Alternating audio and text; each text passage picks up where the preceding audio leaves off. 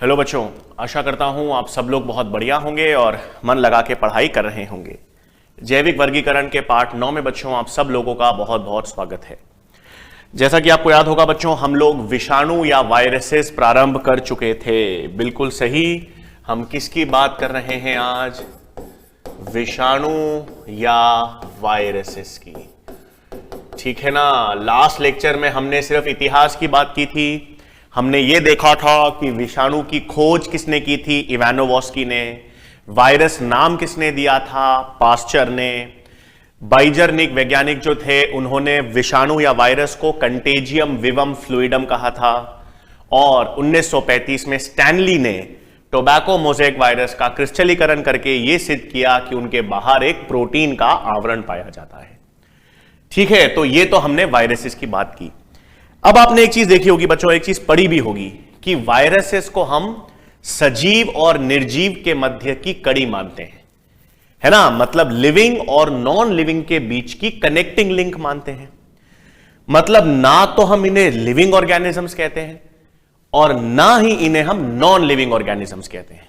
ठीक है, क्यों? क्योंकि इनमें कुछ लक्षण तो सजीव वाले हैं और कुछ लक्षण निर्जीव वाले हैं। तो इसलिए हम विषाणु को क्या कहते हैं? कड़ी या बाउंड्री कहते हैं। किसके बीच की? लिविंग और नॉन लिविंग के बीच की। तो वायरसेस तो पहली चीज याद रखिएगा, इन्हें हम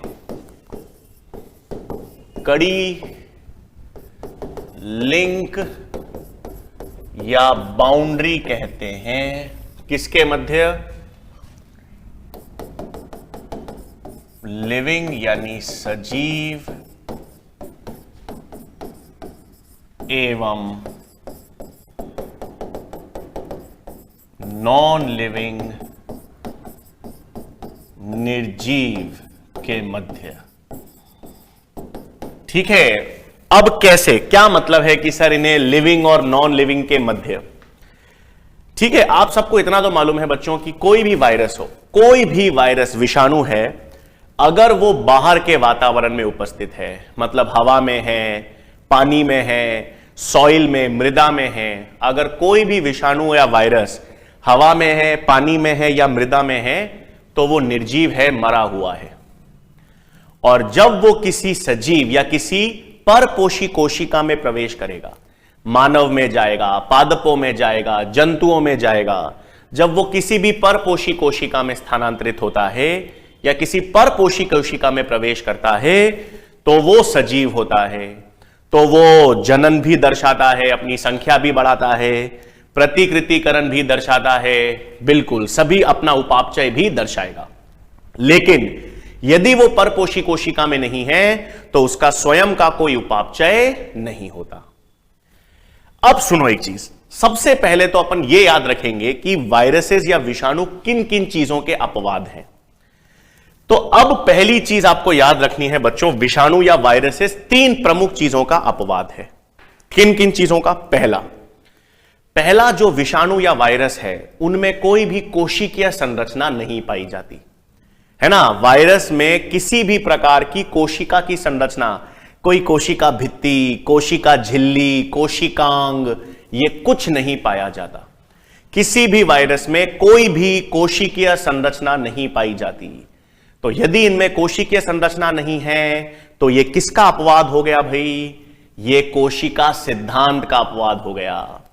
पढ़ा था अपन ने कोशिका सिद्धांत, जो शील्डेन और श्वान ने दिया था कि हर सजीव, हर लिविंग ऑर्गेनिज्म में कोशिका तो उपस्थित होगी, लेकिन वायरसेस में कोई कोशिका की संरचना नहीं, कोई कोशिका भित्ति, कोशिका झिल्ली, कोशिकांग नहीं पाए जाते।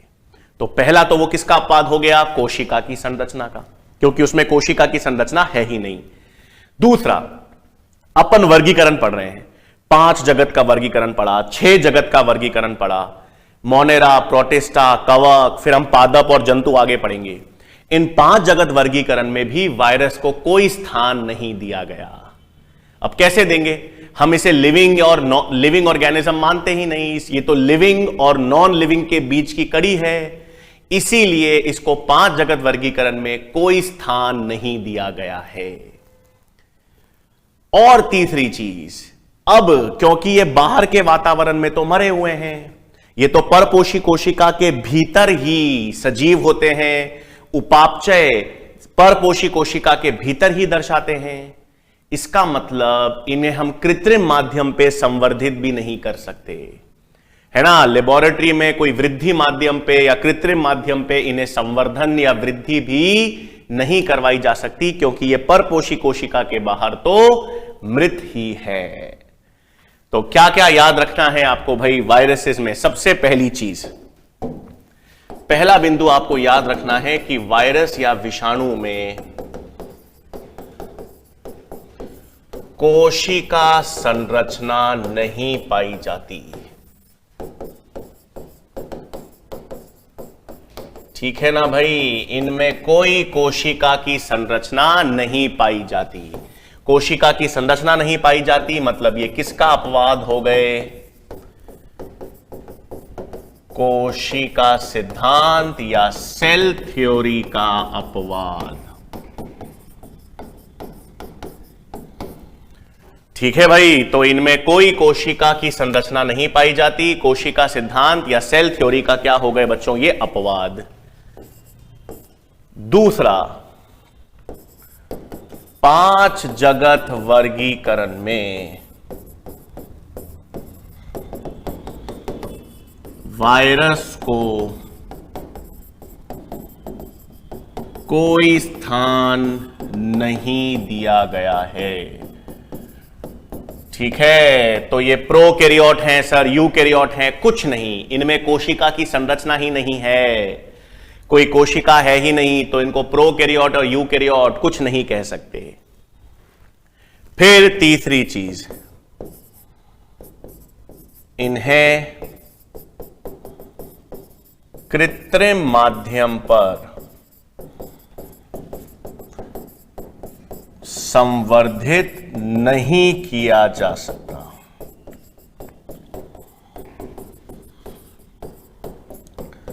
है ना भाई, इन्हें हम कृत्रिम माध्यम पर यानी आर्टिफिशियल मीडियम पर लेबोरेटरी में वृद्धि नहीं कर सकते। संवर्धित मतलब वृद्धि। और क्यों नहीं कर सकते? क्योंकि ये बाहर तो मरे हुए हैं, इनमें स्वयं का तो उपापचय है ही नहीं। उपापचय मतलब मेटाबॉलिज्म। हमारे शरीर के अंदर जितनी भी केमिकल रिएक्शंस होते हैं, हमारे शरीर के अंदर जितना भी संश्लेषण होता है या अपघटन होता है, उन्हें हम उपापचय कहते हैं।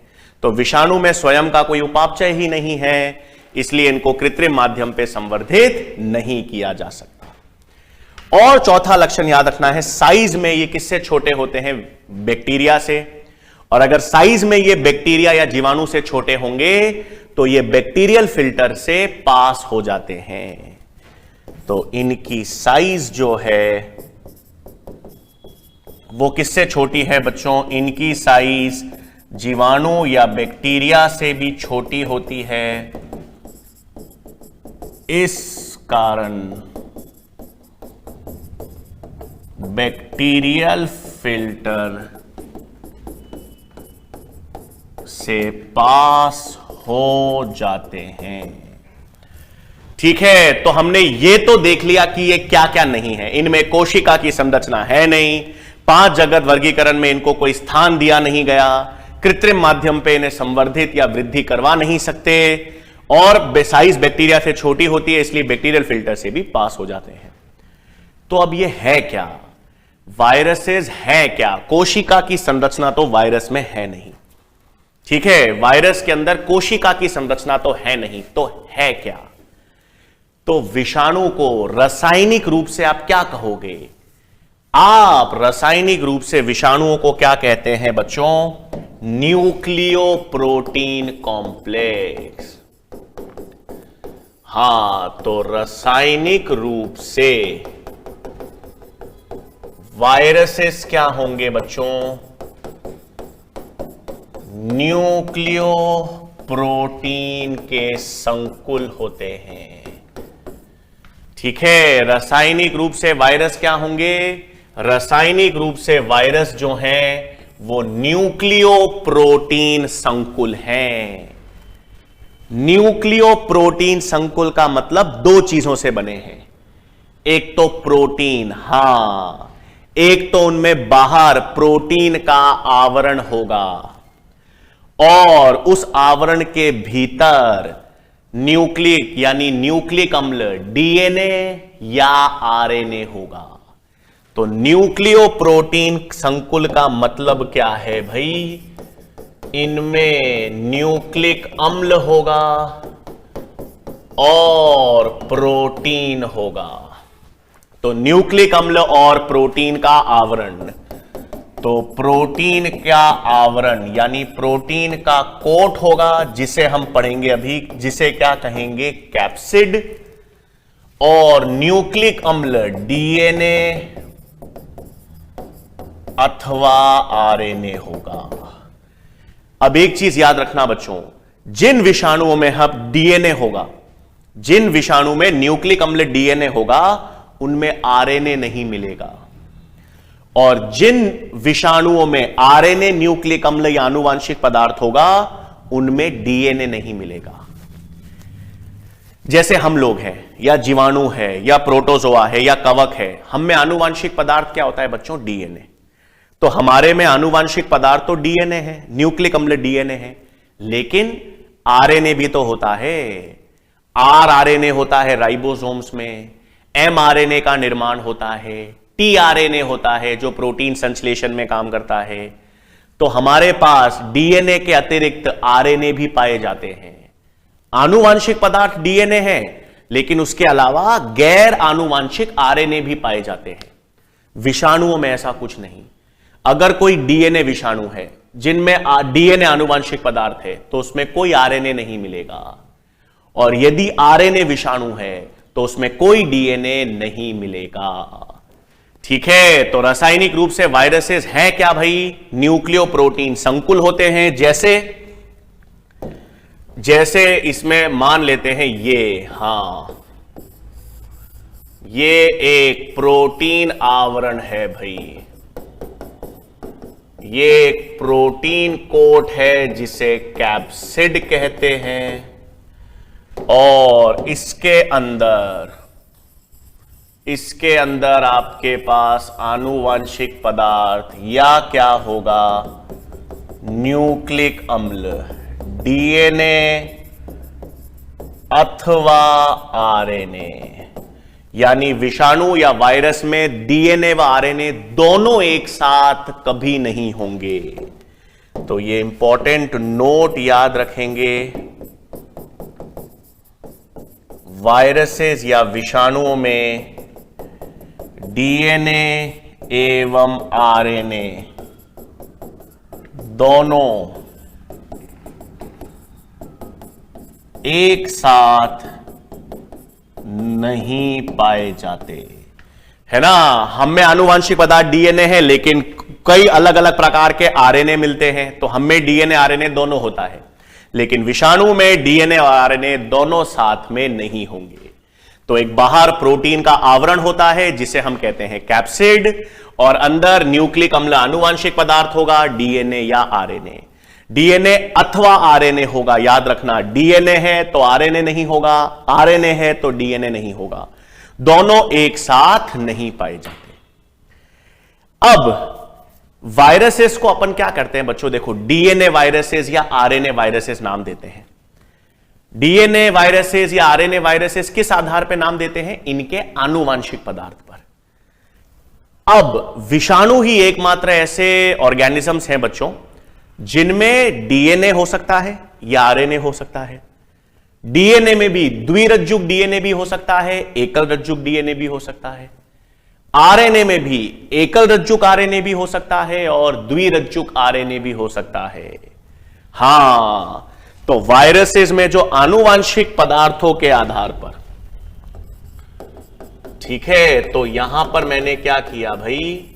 आनुवांशिक पदार्थ के आधार पर हम वायरसेस की 4 कैटेगरीज बना सकते हैं बच्चों। 4 कैटेगरीज कौन से? एक, जिनमें डबल स्ट्रैंडेड यानी द्विरज्जुक डीएनए हो।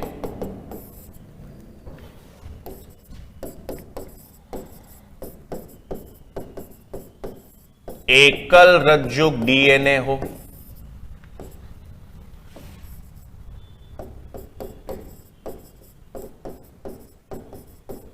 एकल रज्जुक आरएनए हो,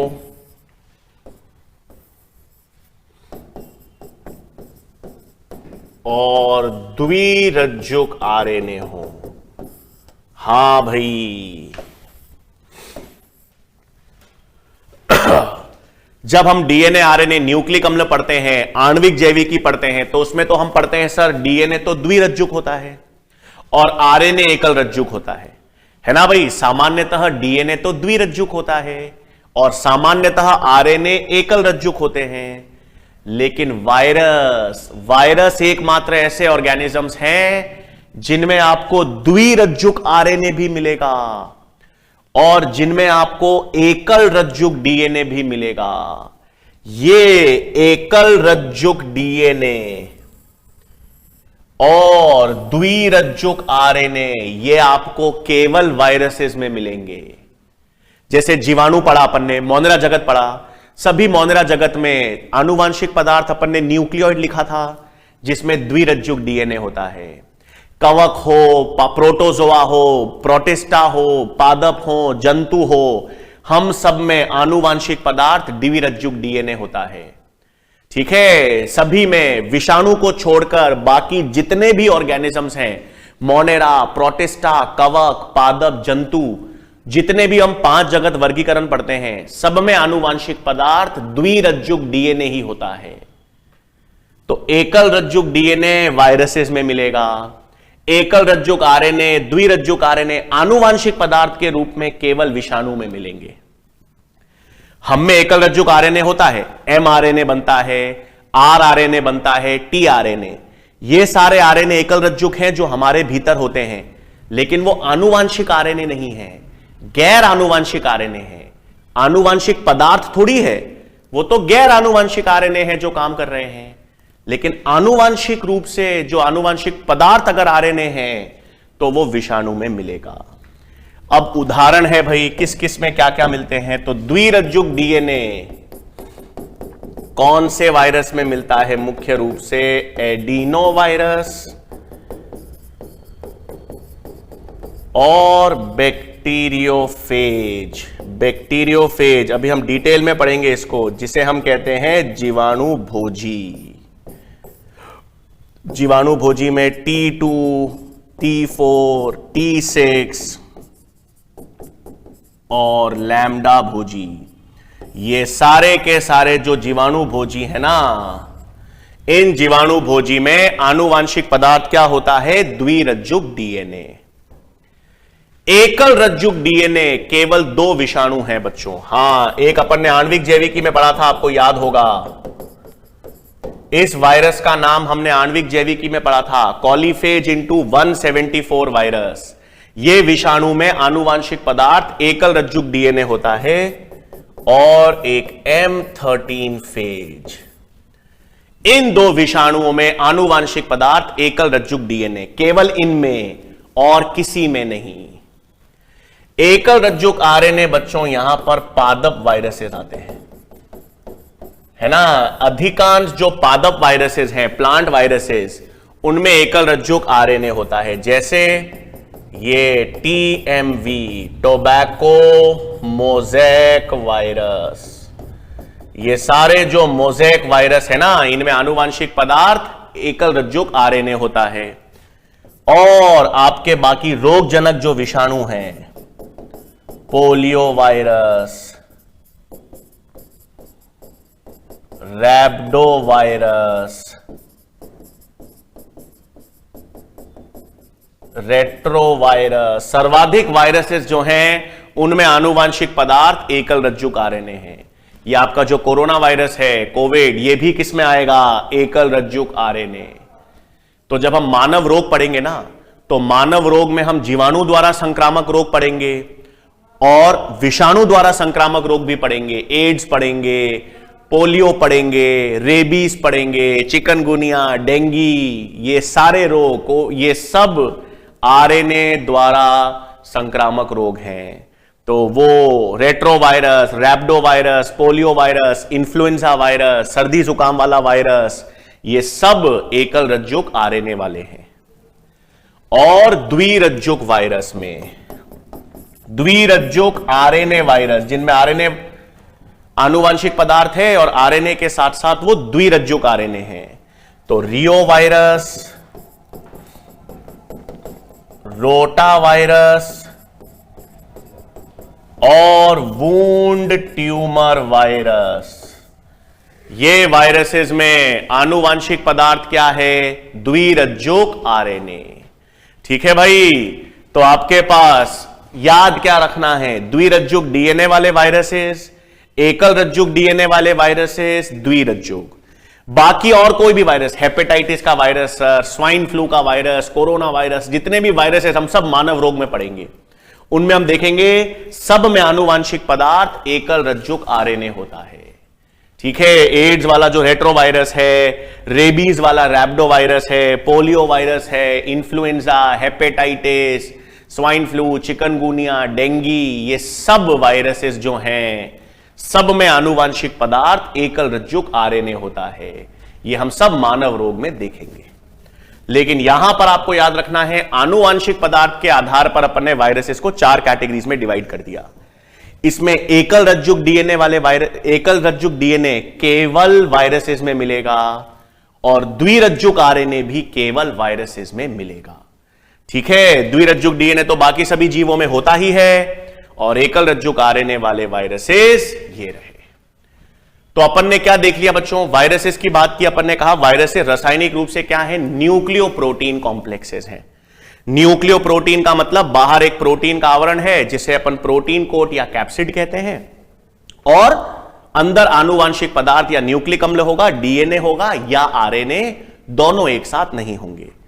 और डीएनए अगर होंगे तो द्विरज्जुक या एकल रज्जुक डीएनए हो सकता है आनुवांशिक पदार्थ, और अगर आरएनए है तो एकल रज्जुक या द्विरज्जुक आरएनए हो सकता है। अब देखो बच्चों, एनसीईआरटी में आपके पास 2 डायग्राम्स दे रखे हैं। हां, सबसे पहले आपको दे रखा है टीएमवी,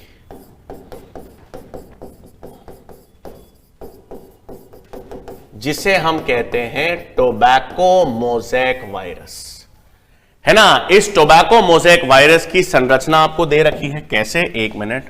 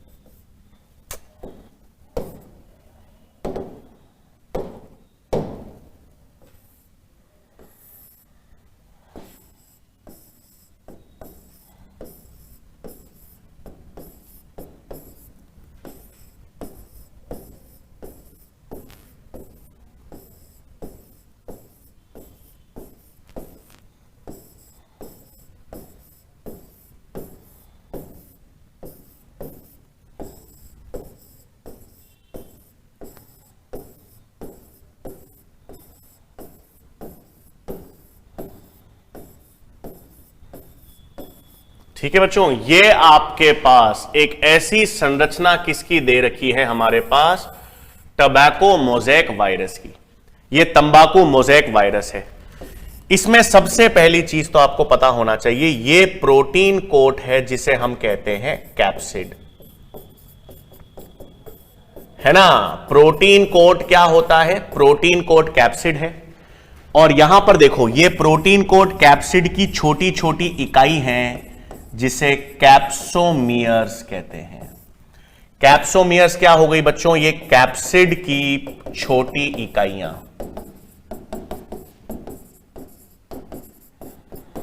और टोबैको मोज़ेक वायरस में कुल कितने कैप्सोमियर्स होते हैं? 2130। तो प्रोटीन का आवरण होगा, ये प्रोटीन का आवरण है जिसे अपन ने कह दिया प्रोटीन कोट या कैप्सिड। इस प्रोटीन कोड ये छोटे छोटे टुकड़ों से या छोटे छोटे इकाइयों से बना होगा। उन इकाइयों को अपन ने कह दिया कैप्सोमियर्स। और कितने कैप्सोमियर्स हैं टोबैको मोज़ेक वायरस में? 2130 है। फिर आनुवांशिक पदार्थ एकल रज्जुक आरएनए है। ये आपके पास एक कुंडलित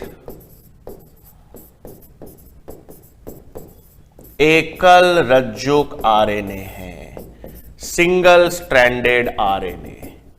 ठीक है, एकल रज्जुक आपके पास क्या हो गया भाई? एकल रज्जुक आरएनए है, सिंगल स्ट्रैंडेड आरएनए। तो आरएनए आनुवांशिक पदार्थ हो गया और प्रोटीन कोट या कैप्सिड। इस टोबैको मोज़ेक वायरस की साइज याद रखना, इसकी साइज होती है 300 एंगस्ट्रॉम इंटू 200 एंगस्ट्रॉम या 30 नैनोमीटर इंटू 20 नैनोमीटर। तो तंबाकू मोज़ेक वायरस का एक डायग्राम है या जो चित्र दे रखा है एनसीईआरटी में, वो आपको ध्यान रखना है। टोबैको मोज़ेक वायरस ये तंबाकू में रोग उत्पन्न करता है। तंबाकू में रोग कैसे उत्पन्न करेगा? इसमें कुंडलित एकल रज्जुक आरएनए हो गया और कुंडलित एकल रज्जुक आरएनए है और प्रोटीन आवरण या प्रोटीन कोट कौन सा है? कैप्सिड। कैप्सिड की छोटी छोटी इकाइयां या टुकड़े हैं जिसे क्या कहते हैं? कैप्सोमियर्स। कुल कैप्सोमियर्स की संख्या कितनी है? 2130 और साइज है मैंने टोटल इस वायरस की 3000 एंगस्ट्रॉम इंटू 2000 एंगस्ट्रॉम। एंगस्ट्रॉम पता है 10 की पावर -10 मीटर। ठीक है, तो एक तो डायग्राम ये दे रखा है आपके पास टोबैको मोज़ेक वायरस का।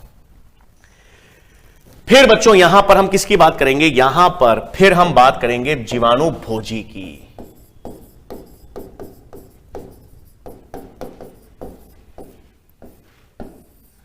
जीवाणु भोजी या जिसे हम कहते हैं बैक्टीरियोफेजेस। अब जीवाणु भोजी या बैक्टीरियोफेजेस क्या होते हैं? नाम ही इनका जीवाणु भोजी है। ये ऐसे विषाणु हैं जो जीवाणु को नुकसान पहुंचाते हैं। तो ऐसे विषाणु जो जीवाणु को हानि पहुंचाते हैं, जीवाणु को मार देते हैं, उन्हें क्या कहते हैं? जीवाणु भोजी। तो जीवाणु भोजी का मतलब ये ऐसे वायरसेस हैं या विषाणु हैं, वायरसेस जो जीवाणु को हानि पहुंचाते हैं।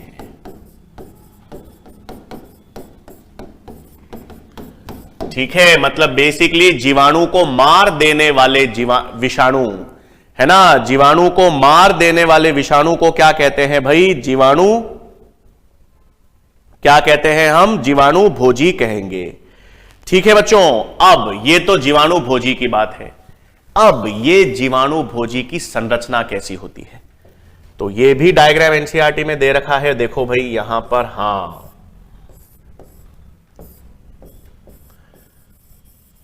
ये जीवाणु भोजी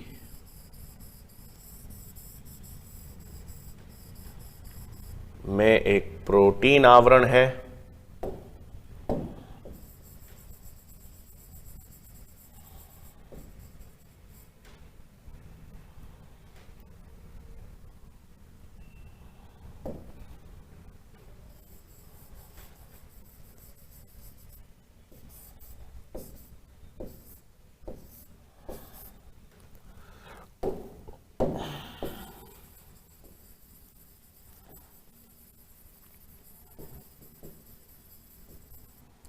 ठीक है भाई। ये जीवाणु भोजी की संरचना है। इसमें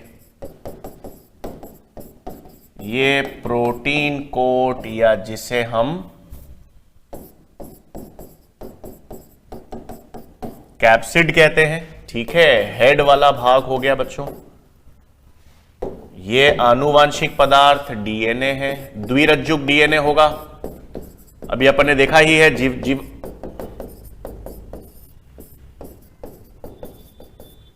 है ना भाई, आनुवांशिक पदार्थ इनमें क्या होता है? डीएनए, द्विरज्जुक डीएनए। अभी अपन ने देखा जीवाणु भोजी। ये आपके पास एक छोटी क्या है? कॉलर। ये आपके पास एक आच्छद या शीत और ये पूंछ है।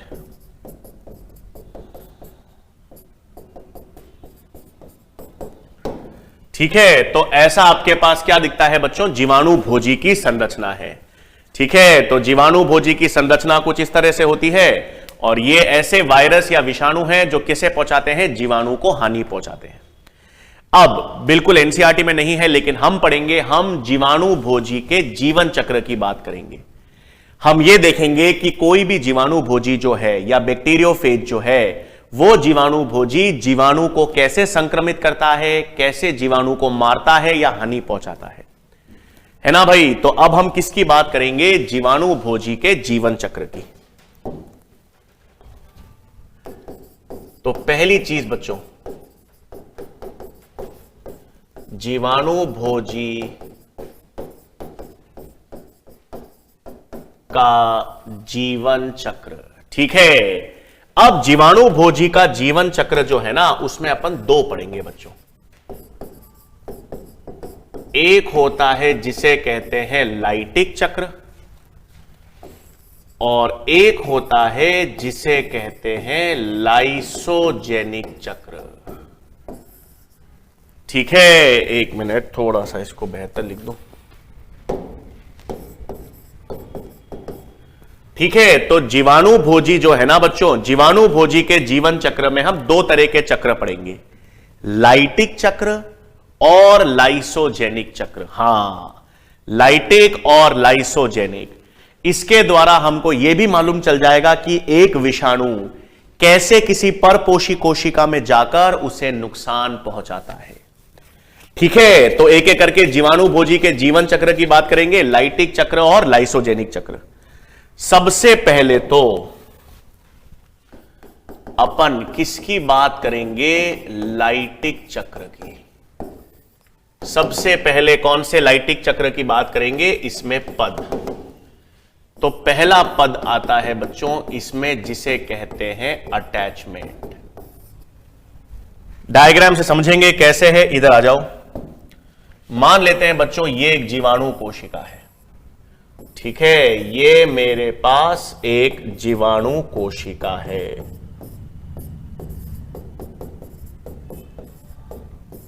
ठीक है, और मेरे पास एक जीवाणु भोजी है। तो सबसे पहले तो क्या होगा, कोई भी जीवाणु भोजी जो है वो कहां पर आकर जुड़ जाएगा? ये जीवाणु भोजी का आनुवांशिक पदार्थ डी है। तो सबसे पहला पद, कोई भी जीवाणु भोजी जो है वो जीवाणु भोजी जीवाणु कोशिका पर आकर जुड़ेगा, और जीवाणु भोजी जब जीवाणु की कोशिका पर आकर जुड़ेगा तो उसे क्या कहेंगे? अटैचमेंट। तो अटैचमेंट का मतलब यह है कि वायरस यानी जीवाणु भोजी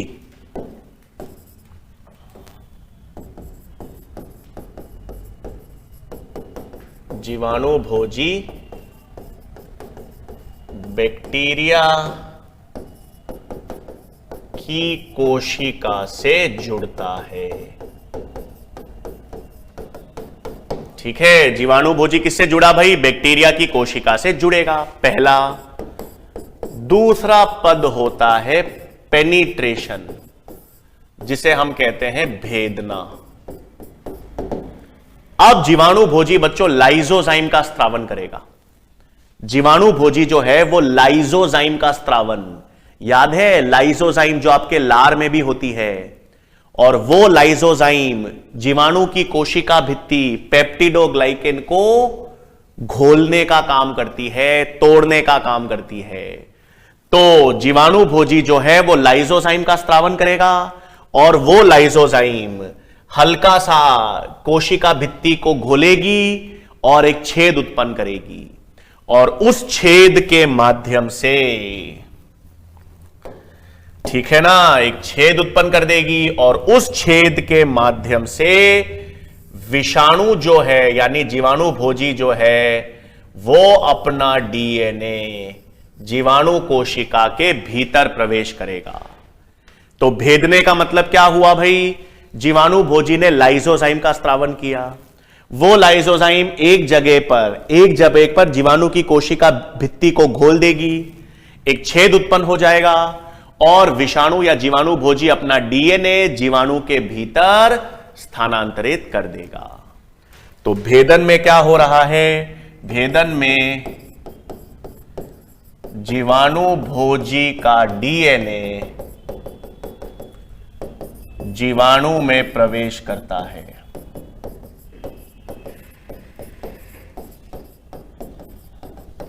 ठीक है, तो पहला तो सबसे पहले क्या हो गया, जीवाणु भोजी जीवाणु कोशिका से आके जुड़ गया।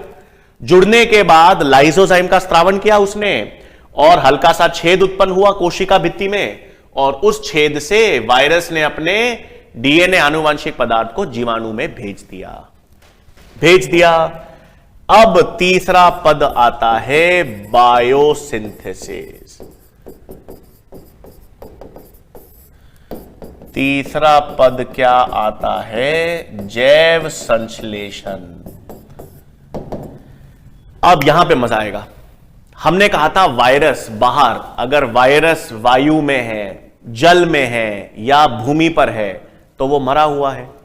लेकिन जैसे ही वो किसी परपोषी कोशिका में प्रवेश करेगा, जैसे यहां पर जीवाणु कोशिका में प्रवेश किया, या कोई जंतु कोशिका में, या कोई पादप कोशिका में, या मानव कोशिका में, कोई भी विषाणु जब किसी परपोषी कोशिका में प्रवेश करता है, या वायरस का आनुवांशिक पदार्थ जब किसी परपोषी कोशिका में प्रवेश करता है, अब वायरस बोलता है कि भाई अब क्या करेगा। अब ये विषाणु का जो आनुवांशिक पदार्थ है, ये जीवाणु के प्रोटीन और एंजाइम्स यूज करेगा।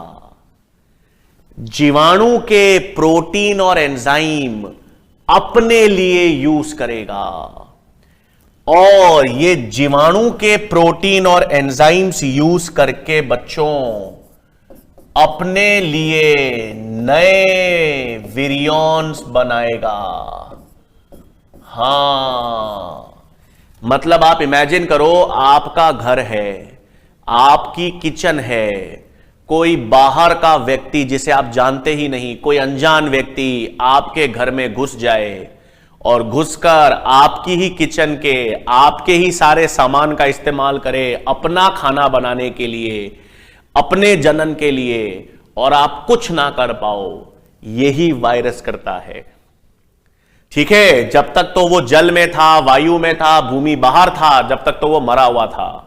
जैसे ही वो परपोषी कोशिका में प्रवेश करता है, वो जीवाणु कोशिका हो सकती है, वो जंतु, वो पादप, वो मानव, कोई भी हमारी कोशिका, कोई भी परपोषी कोशिका में जब वायरस प्रवेश करता है, तो वायरस उस परपोषी कोशिका के प्रोटीन और एंजाइम्स को यूज करेगा। आज ये डीएनए है, तो ये आरएनए पॉलीमरेज जीवाणु की यूज करके अपने डीएनए से एमआरएनए और प्रोटीन्स बनाएगा। वो प्रोटीन को टेल फाइबर्स बनाएगा और अपने जनन, अपने नए विषाणु उत्पन्न करेगा। ठीक है, यही करता है विषाणु। परपोषी कोशिका के रिसोर्सेज, परपोषी कोशिका के संसाधन, परपोषी कोशिका के एंजाइम्स और प्रोटीन्स को अपने फायदे के लिए यूज करता है। ठीक है, तो जैव संश्लेषण में क्या होगा भाई, अब विषाणु जो है वो जीवाणु की प्रोटीन व एंजाइम्स, जीवाणु की अनुलेखन और अनुवादन के लिए जो प्रोटीन एंजाइम्स होती है ना, उन एंजाइम्स और प्रोटीन्स को अपने नए विरियॉन्स के निर्माण के लिए यूज करेगा। तो जैव संश्लेषण में अब वायरस जीवाणु की प्रोटीन व एंजाइम्स को यूज कर अपने नए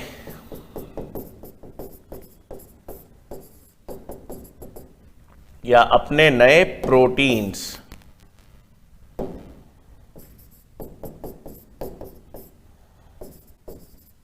का संश्लेषण करता है या करेगा।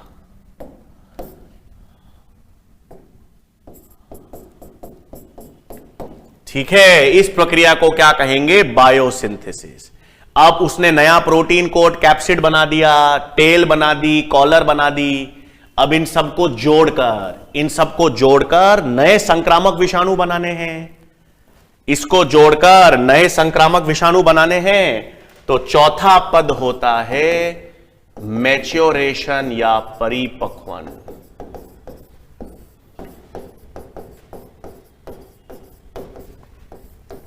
परिपक्वन में अब क्या होगा भाई,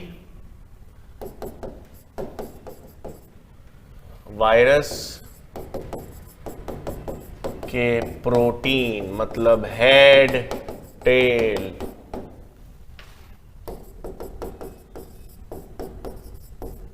सम्मिलित होकर विरियॉन्स बनाते हैं। विरियॉन्स का मतलब बच्चों ये छोटे वायरसेस हैं या छोटे संक्रामक विषाणु, छोटे संक्रामक विषाणु को ही क्या कहते हैं, विरियॉन्स, है ना। मतलब बच्चा पैदा होता है तो ये नए वायरसेस पैदा हो रहे हैं, नए वायरसेस के हेड टेल आपस में जुड़कर ये एक नया वायरस बन गया, ये संक्रमण करने की क्षमता इसमें है, इसे क्या कह देंगे, विरियॉन्स कह देंगे। ठीक है, अब क्या होगा अंत में, ये कई सारे असंख्य विरियॉन्स बनेंगे, ये असंख्य नए विरियॉन्स बन जाएंगे और ये सारे विरियॉन्स अब जीवाणु की कोशिका भित्ति को फाड़ देंगे, पूरी की पूरी जीवाणु कोशिका का लयन फाड़ देंगे। तभी तो इसको लाइटिक चक्र कहते हैं। जीवाणु कोशिका में घुसे तो क्या, जीवाणु कोशिका में सबसे पहले वायरस ने अपना डीएनए डाला, फिर जीवाणु के ही प्रोटीन्स को, जीवाणु के ही एंजाइम्स को उसके खिलाफ यूज किया, जीवाणु के प्रोटीन, जीवाणु की एंजाइम्स को अपने लिए, अपने नए वायरसेस बनाने के लिए यूज किया, गुणन के लिए इस्तेमाल किया, नए प्रोटीन्स एंजाइम्स बना दिए, फिर सारे सम्मिलित होकर नए विरियॉन्स बन गए। अब ये सब नए विरियॉन्स जीवाणु की कोशिका को नष्ट करके उसे फाड़कर नई कोशिका को संक्रमित कर देंगे। तो आखिरी में क्या हो गया, आखिरी पद हो गया लाइसेस। लाइसेस मतलब अब यह विरियॉन्स जीवाणु कोशिका को नष्ट कर देते हैं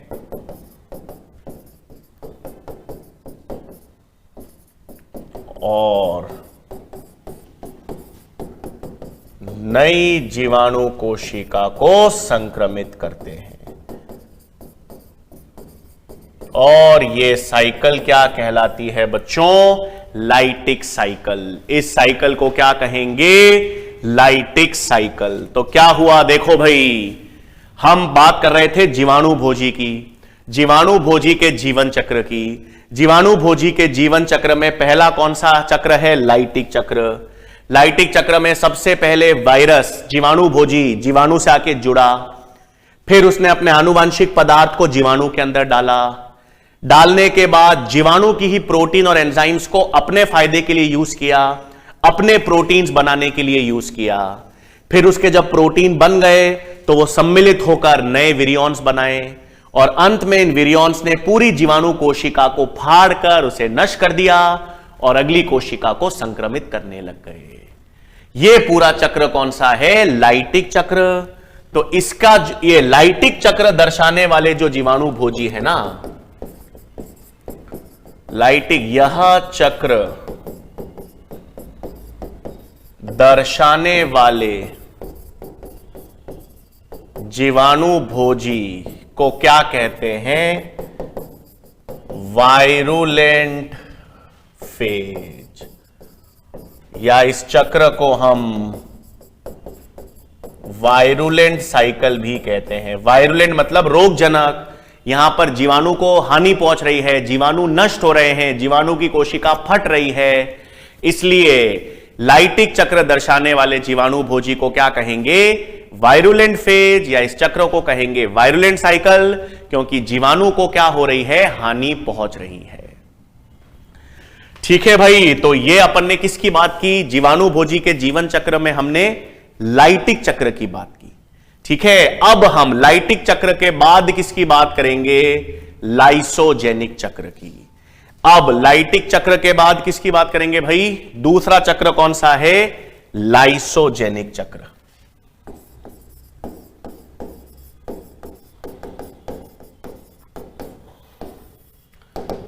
अब लाइसोजेनिक चक्र क्या होंगे? लाइसोजेनिक चक्र में भी शुरुआत के पद तो सेम है। शुरुआत के पद कैसे सेम है, इधर देखेंगे। ये ले ली मैंने जीवाणु कोशिका,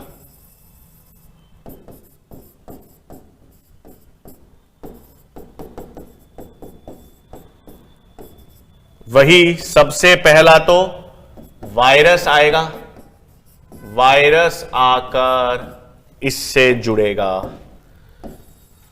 तो लाइसोजेनिक चक्र का पहला पद तो हो गया अटैचमेंट, सेम, कोई फर्क नहीं पड़ रहा, पहला अटैचमेंट। दूसरा पद भी सेम होगा, हां दूसरा पद भी सेम कैसे होगा? वायरस का जो आरएनए डीएनए है, आनुवंशिक पदार्थ है, वो जीवाणु कोशिका के भीतर प्रवेश करेगा। तो दूसरा भी सेम है, पेनिट्रेशन। तो पहले दोनों अवस्थाएं, पहले दोनों पद तो लाइटिक चक्र और लाइसोजेनिक चक्र के दोनों के सेम है। अटैचमेंट, वायरस आके जीवाणु से जुड़ा और वायरस का आनुवंशिक पदार्थ या डीएनए जीवाणु के भीतर चला गया, बिल्कुल सही, यहां तक दोनों सेम है। अब अंतर आएगा, यदि लाइसोजेनिक चक्र है तो लाइसोजेनिक चक्र में तीसरा पद है इंटीग्रेशन, यानी इंटीग्रेशन में अब जो विषाणु का जो डीएनए है, ये जो विषाणु का डीएनए है ना, ये जीवाणु के डीएनए से जुड़ जाएगा। लाइटिक चक्र में तो क्या हो रहा था बच्चों? लाइटिक चक्र में तो वायरस का डीएनए अलग था, वायरस का आनुवंशिक पदार्थ अलग था, वो जीवाणु के प्रोटीन, जीवाणु की एंजाइम्स का इस्तेमाल करके अपने नए वायरस बना रहा था।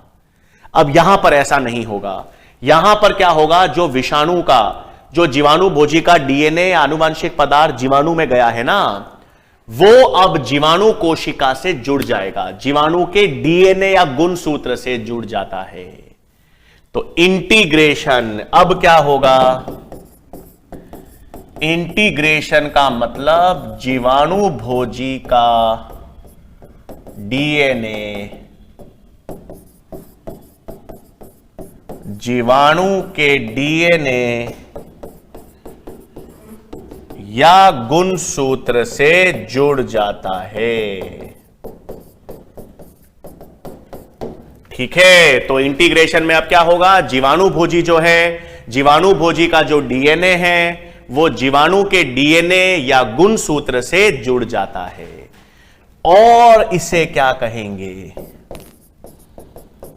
इसे हम प्रोफेज कहते हैं,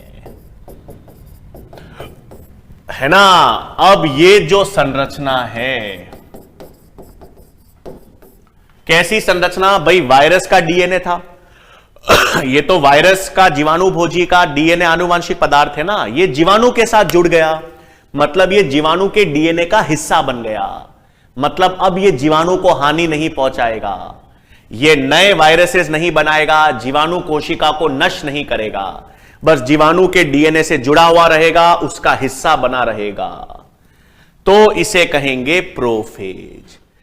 अब ये जीवाणु को हानि नहीं पहुंचाएगा, अपने नए वायरसेस नहीं बनाएगा, जीवाणु कोशिका को नष्ट नहीं करेगा।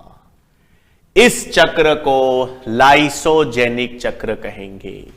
इसमें केवल विषाणु का जो डीएनए था, जीवाणु भोजी का जो डीएनए था, वो जीवाणु के डीएनए से जुड़ गया, जीवाणु के डीएनए का हिस्सा बन गया, कोई रोग उत्पन्न नहीं करेगा, कोई जीवाणु को हानि नहीं पहुंचाएगा, जीवाणु कोशिका को नष्ट ही नहीं करेगा। और इस चक्र को क्या कहते हैं? लाइसोजेनिक चक्र। मतलब यहां पर जीवाणु कोशिका नष्ट नहीं होती, नष्ट नहीं होती। अब जैसे जैसे जीवाणु विभाजन करेगा, भाई जीवाणु का विभाजन होगा, जीवाणु 2 में विभाजित होगा, तो विषाणु का डीएनए भी जीवाणु कोशिका में स्थानांतरित होता रहेगा। काफी बार यह भी होता है कि काफी लंबे समय के बाद, कुछ समय बाद, लंबे समय के बाद ये जो जीवाणु भोजी का डीएनए है, ये जीवाणु से अलग भी हो सकता है और अलग होकर कोई नए जीवाणु में जा सकता है या नए वायरस बना सकता है या जीवाणु कोशिका में वापस लाइटिक चक्र कर सकता है। लेकिन वो आगे चलकर क्या करता है या क्या नहीं, हमें नहीं पता। हां, अगर वो जीवाणु के डीएनए से जुड़ा रहेगा, जीवाणु कोशिका का हिस्सा बना रहेगा, जीवाणु कोशिका को नष्ट नहीं करेगा, तो वो लाइसोजेनिक चक्र कहलाएगा। आगे चलकर अगर ये डीएनए, विषाणु का डीएनए अलग हो जाता है, अलग होकर फिर अपने नए विरियॉन्स बनाकर जीवाणु कोशिका को वापस नष्ट भी कर सकता है। ठीक है, तो ये आप आगे चलकर ये वापस लाइटिक चक्र भी दिखा सकता है। और अगर नहीं दिखा रहा, जीवाणु कोशिका के साथ जुड़ा हुआ है, जीवाणु का हिस्सा बना हुआ है, तो उस चक्र को क्या कहते हैं? लाइसोजेनिक चक्र। तो इसका मतलब यहां पर लाइसोजेनिक चक्र जो है ना,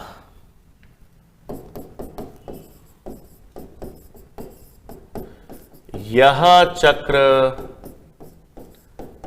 दर्शाने वाले जीवाणु भोजी को हम टेम्परेट फेज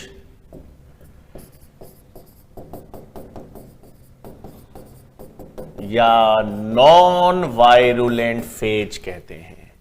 ठीक है, तो जो लाइटिक चक्र दिखाएंगे जीवाणु भोजी, लाइटिक चक्र दर्शाने वाले जीवाणु भोजी तो वायरुलेंट फेज या वायरुलेंट चक्र कहते हैं।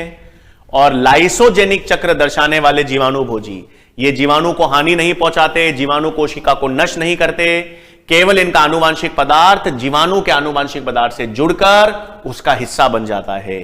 वो चक्र कौन सा है? लाइसोजेनिक चक्र। और उस जीवाणु भोजी को क्या कहेंगे? टेम्परेट फेज या नॉन वायरुलेंट फेज।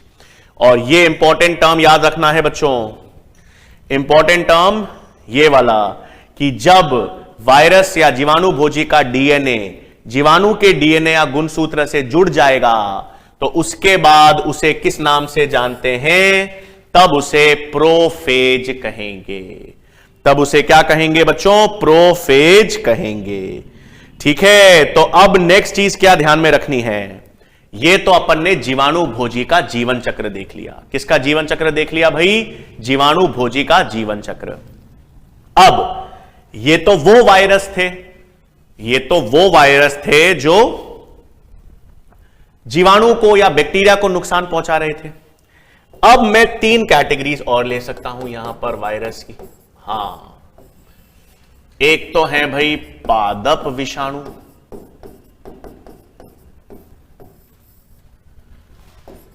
एक जंतु विषाणु,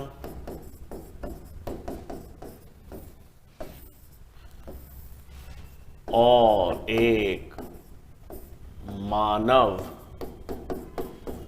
रोग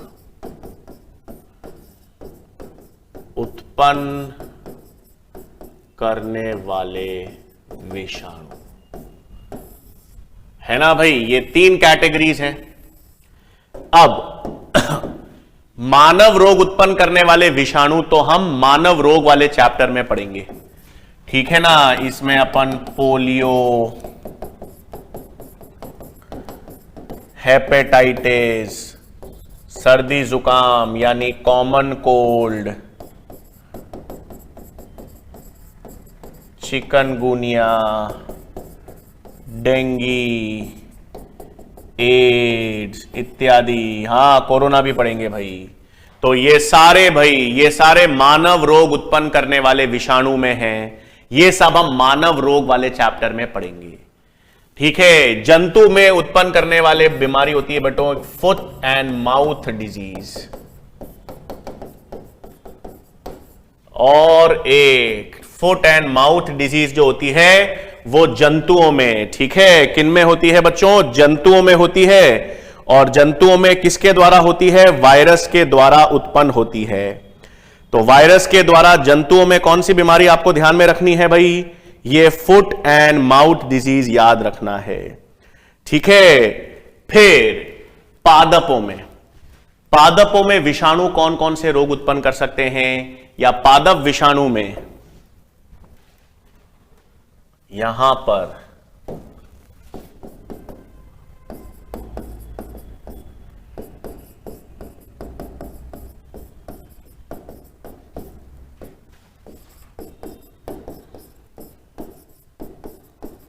तो उसमें आपको क्या ध्यान में रखना है बच्चों, उत्पन्न लक्षण, एक तो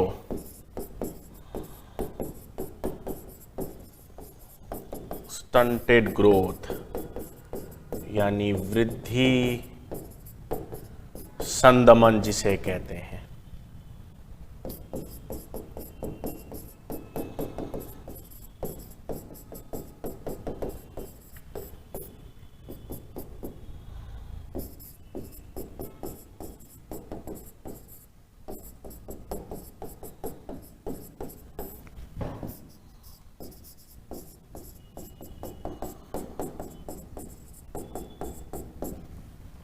ठीक है बच्चों। ये कुछ लक्षण हैं, किसके लक्षण हैं, पादप विषाणु के।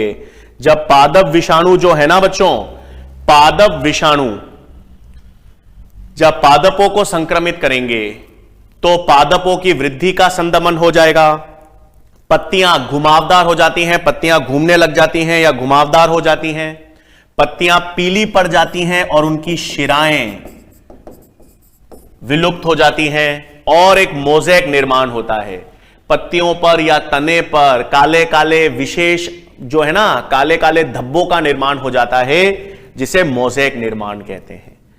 तो तीन चीजें हैं देखो बच्चों, पादप विषाणु भी है, जंतु विषाणु भी है और मानव रोग उत्पन्न करने वाले विषाणु। मानव रोग उत्पन्न करने वाले विषाणु, ये जो पूरा सिस्टम है ना, ये सारा सिस्टम तो अपन मानव रोग में पढ़ेंगे। मानव रोग में हम जीवाणु संक्रामक रोग भी पढ़ेंगे, विषाणु संक्रामक रोग, प्रोटोजोआ संक्रामक रोग सब पढ़ेंगे। जंतुओं में, बाकी एनिमल्स में विषाणु से कौन सा रोग होता है, एक फुट एंड माउथ डिजीज होता है बच्चों। ये गायें, बकरियों, भैंस, इन सब में विषाणु के द्वारा रोग उत्पन्न होता है। और जब पादप विषाणु पादपों को संक्रमित करते हैं तो कैसे मालूम चलता है कि पादप में कुछ लक्षण कैसे दिखेंगे, वृद्धि का संदमन हो जाएगा, पत्तियां घूम जाती हैं या ठीक है एक के ऊपर एक घूम जाती हैं, पत्तियां पीली भी पड़ जाती हैं और क्लियरिंग, उनमें शिराएं जो हैं वो नष्ट हो जाती हैं और मोज़ेक काले काले धब्बों का भी निर्माण हो जाता है। तो ये आपके पास क्या है, कुछ पादप विषाणु के उत्पन्न लक्षण हैं जो ध्यान रखने हैं। ठीक है बच्चों, तो वायरसेस में देखो अपन ने क्या क्या बात की है। वायरसेस में अपन ने बेसिकली हिस्ट्री तो, इतिहास तो हमने लास्ट लेक्चर में देख लिया था। फिर हमने आज बात की वायरसेस है क्या। ना तो हम इन्हें लिविंग कहते हैं ना इन्हें नॉन लिविंग कहते हैं। कुछ लक्षण ये लिविंग वाले दर्शाते हैं, कुछ लक्षण ये नॉन लिविंग दर्शाते हैं। इनमें कोशिकीय संरचना होती नहीं है, इनके पास कोई भित्ति, कोई झिल्ली, कुछ नहीं है। इनके अंदर 5 जगत के वर्गीकरण में भी इनको कोई स्थान नहीं दिया गया। फिर इनको हम कृत्रिम माध्यम पे संवर्धित भी नहीं कर सकते, इतने छोटे आकार के हैं कि बैक्टीरियल फिल्टर से पास हो जाते हैं। फिर अपन ने देखा रासायनिक रूप से वायरस है क्या, ये है क्या, चीज क्या है। तो हमने देखा कि ये न्यूक्लियोप्रोटीन संकुल है। इसके बाहर एक प्रोटीन का आवरण होगा जिसे आप कैप्सिड कहोगे, अंदर आनुवांशिक पदार्थ मिलेगा, डीएनए मिलेगा तो आरएनए नहीं होगा, और आरएनए अगर आनुवांशिक पदार्थ होगा तो डीएनए नहीं मिलेगा। ठीक है, फिर अपन ने डीएनए द्विरज्जुक है या एकल रज्जुक, आरएनए एकल रज्जुक है या द्विरज्जुक, उसकी बात की। फिर टीएमवी, ये स्ट्रक्चर एनसीईआरटी में दे रखा है, तो टोबैको मोज़ेक वायरस का स्ट्रक्चर बनाया। और जीवाणु भोजी का विस्तार में जीवन चक्र देखा है। ठीक है, जीवाणु भोजी का विस्तार में जीवन चक्र हमने देखा, लाइटिक चक्र और लाइसोजेनिक चक्र, वायरुलेंट, प्रोफेज, टेम्परेट फेज।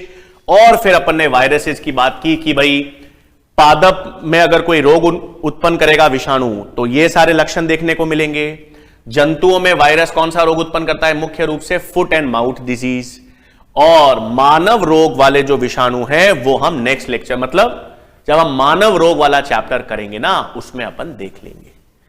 तो ये सारे लक्षण तो अपन ने किसके देखे हैं बच्चों, वायरसेस या विषाणु के। फिर नेक्स्ट लेक्चर में हम बात करेंगे बच्चों, नेक्स्ट लेक्चर में हम बात करेंगे वायरॉइड्स की। हां, वायरॉइड्स की हम बात करेंगे, प्रायोन्स की हम बात करेंगे और लाइकेंस की बात करेंगे। तो नेक्स्ट लेक्चर में बिल्कुल सही, नेक्स्ट लेक्चर में हम किसकी बात करेंगे बच्चों? वायरॉइड्स की, प्रायोन्स की और लाइकेंस की बात करेंगे। तो नेक्स्ट लेक्चर में बच्चों ये जो चैप्टर है हमारा जैविक वर्गीकरण वाला, हां एनसीईआरटी में यही की चैप्टर है, मोनेरा, प्रोटिस्टा, कवक, वायरस, लाइकेंस, वायरॉइड्स, प्रायोन्स। तो ये छोटे छोटे हैं, ये हम नेक्स्ट लेक्चर में कंप्लीट कर लेंगे। और ये कंप्लीट करने के बाद नेक्स्ट बच्चों फिर हम पादप जगत, बिल्कुल अब दो बहुत इंपॉर्टेंट चैप्टर हैं इसके बाद, प्लांट किंगडम और एनिमल किंगडम। चैप्टर बड़े भी हैं और बहुत इंपॉर्टेंट भी हैं। तो क्लासिफिकेशन में मोनेरा, प्रोटिस्टा, कवक हम कर चुके थे, वायरॉइड्स, प्रायोन्स और लाइकेंस की बात हम नेक्स्ट लेक्चर में करेंगे। और फिर इंपॉर्टेंट है पादप जगत और जंतु जगत पे बात करेंगे। ठीक है बच्चों, तो इसी तरह से मन लगा के पढ़ते रहिए। नेक्स्ट लेक्चर में मुलाकात होगी। धन्यवाद।